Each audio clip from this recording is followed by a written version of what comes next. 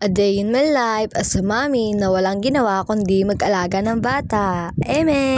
For today's mini vlog, panibagong araw, panibagong ganap na naman. So sa makikita nyo, nasa tricycle na kami. Kasama ko nga pala ang kapatid ng aking asawa. Kung sa makikita nyo, ito malapit na pala kami sa Carayan. Kasama nga rin pala ang aking anak.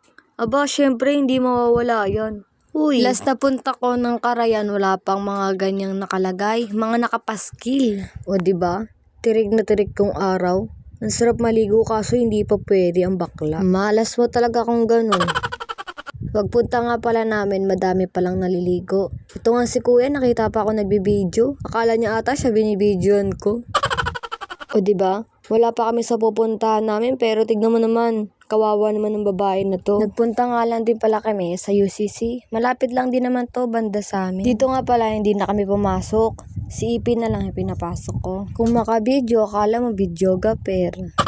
At pagtapos naman namin sa UCC, sunod naman ang pinuntahan ditong mall. Malapit lang din pala yung UCC dito sa mall. Kaya dumiretso na kami. Wala naman kami masyadong bibilin. Bibili lang naman kami ng sabon mabango at saka sabon panlaba. Bading, ako na nagsasabi sa'yo, mura lang yung mga gamit dito. Isang ka pa, diba? Pagtapos kong kumuha ng Bioderm, tumingin-tingin naman ako dito ng mga pwedeng pansabon din. Bakit ata parang pahina ng pahina yung boses mo, akla? Sunod kong pinuntahan yung ipis section kasi titignan ko kung meron bang bagay sa anak ko. O diba? Nagganda-ganda ang pambabae. Dito naman sa pangalawa yung mga school supplies. Bali bumalik lang din pala ako sa ipit section. Nakalimutan ko kasing kuhaan na Rio yung anak ko. Bali yung isang supot lang yan, 18 pesos lang pala. Kaya bumili na rin pala ako ng isang piraso. Namili lang din pala ako kung yung maraming kulay or yung plain black na lang. Pero ang napili ko yung plain black kasi parang mas maganda siya. Bali ang katapat pala ng Rio section, itong mga salamin. O diba, naganda-gandaan ulit siya. Bali nga't naglibot-libot lang din pala ako kung meron pa ako mabibili. Lahat pala ng pwede nyong mabili sa baba, meron na rin pala dito. Dito pala sa part na to, bigla ako napahinto. Tinitignan ko kasi kung may mabibili ako para sa anak ko.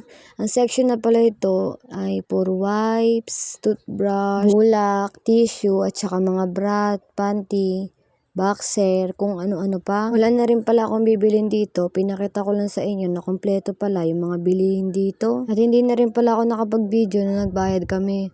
Aba, syempre akla, nakakahiya. Hindi ka gaganyan for today's mini vlog. At sa pagbabalik namin, ayun, wala pa rin nagbago, madami pa rin tao. Dito, pauwi na rin pala kami, malapit na lang to sa bahay namin. Nilakad na lang namin kasi malapit naman na para bawas sa pamasahe. Bading, hindi mura pamasahe dito. Yung pamasahe na ibabayad mo dito, pangkain mo na lang nang mabusog ka pa. O diba? Kahit mainit, naglalaro pa rin siya ng ganda-gandahan. Hanggang dito na lang pala. Salamat sa panonood. Bye-bye!